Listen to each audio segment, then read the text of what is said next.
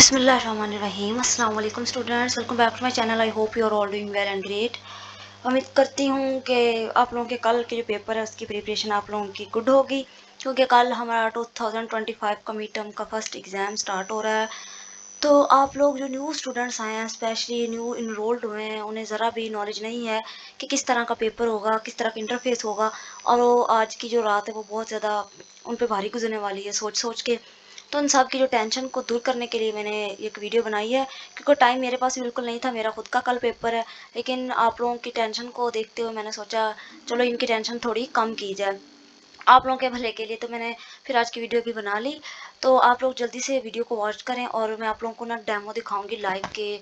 जो पेपर होता है हमारा वो किस तरह का होता है, उसका इंटरफेस कैसे होता है, और किस तरह हम एमसीक्यूज वगैरह टिक करेंगे, और किस तरह जो हमारे लॉन्ग शॉट होते हैं उनको अटेम्प्ट करेंगे। तो आप लोग भी जो डेमो ये है आप खुद अपने मोबाइल पे जो आपके पास है या आपके जो पीसी आपके पास है वहाँ पे आप इजीली देख सकते हैं। आपने करना क्या है, आपने अपना गूगल क्रोम खोलना है, वहाँ पे आपने सिंपल लिख देना है डेट शीट, ठीक है, डेट शीट vu.edu.pk, ठीक है। यानी पहले हम डेट शीट लिखना है, देन हमने वीजू का जो है हमारा वो लिखना है, नेक्स्ट इनको हमने कर देना इंटर। तो इस तरह हमारे पास डेट शीट वाला आ जाएगा। तो यही जो होता है हमारा यूआरएल, इसी को सर्च करके हम अपनी डेट शीट बनाते हैं। तो इसी को यूज़ करके अब हमने डेमो देखना है। तो यहाँ पे आपको शो हो रहा होगा टिक का डेमो, ठीक है। तो आपने यहाँ पे क्लिक करना है सिंपल, तो स्टार्ट डेमो। तो यहाँ इस तरह हमारा पेपर इन ओपन होता है। यहाँ पे हमने क्या लिखना है, यहाँ पे हमने लिखना है अपने जो बीसी नंबर होता है, जो आईडी होती है। पेपर भी इस तरह होता है, ठीक है। पेपर में ना आप लोग 2-3 मिनट पहले चले जाएंगे ना अपनी सीट पे, अपनी चेयर होगी, वहाँ पे आपका नंबरिंग दी होगी क्या, वहाँ वो नंबर आपका, यानी आपको पहले अपना ना, जैसे आप कैंपस में इंटर होंगे ना तो डिफरेंट तरह की शीट वगैरह लगी होती हैं वॉल पे, दीवारों पे। तो एक वुमन के लिए होती है, एक मैन के लिए होती है। वहाँ पे आप लोगों का सीट नंबर मेंशन होता है आप लोगों के बीसी के साथ, यानी आईडी के साथ, जैसे BC 240। तो आपने वहाँ पे अपना पेपर, अपनी बीसी वगैरह कंफर्म करने के बाद आपने जाना है अंदर, जो एग्जामिनेशन हॉल है। एंटर होने से पहले आप लोगों के साथ अपना जो आईडी कार्ड होता है वो आप लोगों के पास लाजमी होना चाहिए। और आप लोगों का आईडी कार्ड अगर नहीं है तो आप लोगों को स्टूडेंट कार्ड जो है, जो कैंपस वाले में देते हैं, वो आपके पास लाजमी होना चाहिए। इन दोनों में से एक चीज़ ज़रूर होनी चाहिए।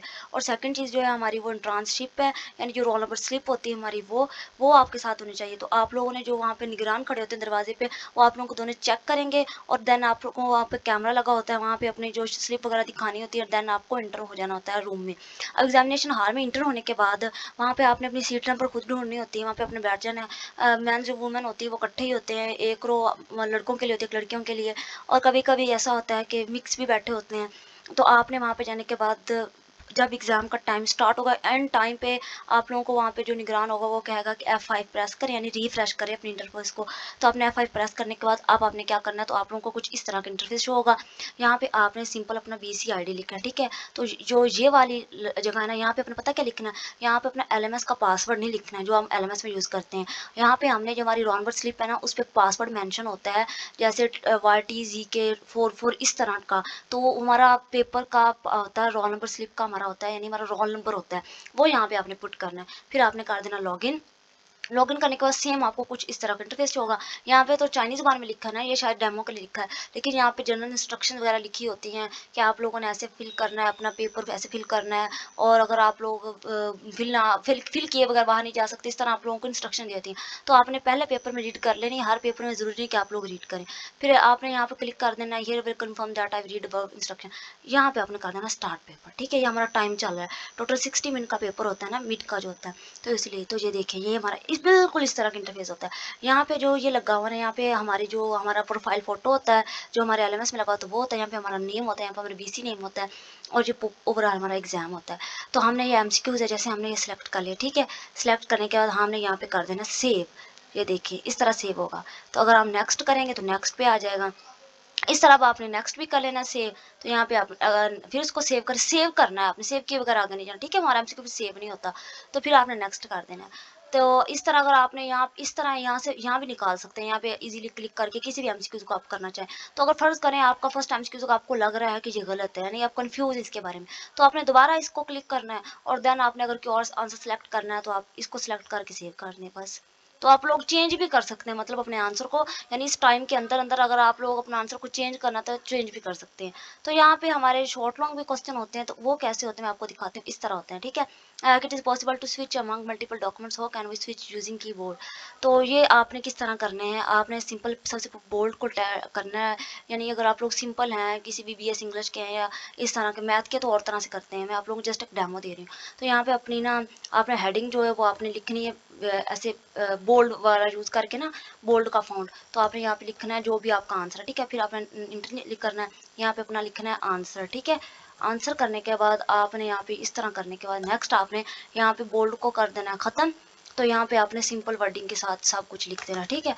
इस तरह इजीली आप अब आसान, अगर आहिस्ता आहिस्ता भी टाइप करेंगे ना तो कोई इशू नहीं होगा। तो यहाँ पे आपने फुल अपना आंसर कर देना है। अगर शॉर्ट क्वेश्चन है तो आप लोग 2-3 लाइन में लिख दें, अगर लॉन्ग है तो आपने कम से कम 5 लाइन लाजमी लिखनी है। अपने पास से बस इंग्लिश को छोड़ते जाए, कोई बात नहीं होती, मतलब कंसेप्ट आपको होना चाहिए।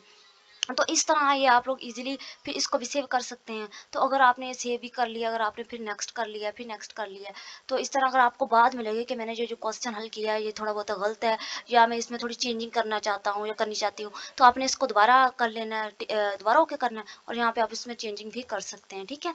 दोबारा क्लिक करें और कुछ आप चेंजिंग करना चाहते हैं तो इजीली कर सकते हैं, और फिर इसको सेव कर दें। तो इस तरह कोई इशू नहीं होता, यानी एग्जाम टाइम के दौरान दौरान आप इजीली इसमें चेंज कर सकते हैं। तो ओवरऑल यहाँ पे हम अगर क्लिक करेंगे तो हमारा फर्स्ट एमसीक्यूज आ जाएगा, यहाँ पे हम क्लिक करेंगे तो हमारा सेकंड एमसीक्यूज आ जाएगा और लास्ट आ जाएगा, ठीक है।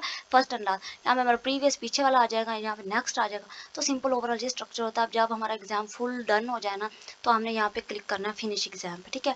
तो ये 2-3 बार पूछते हैं कि अगर आप लोग श्योर हो कि आप फिनिश करना चाहते हैं, तो आपने कहना है यस आई एम श्योर। तो दोबारा पूछते हैं तो फिर आपने ओके करना है।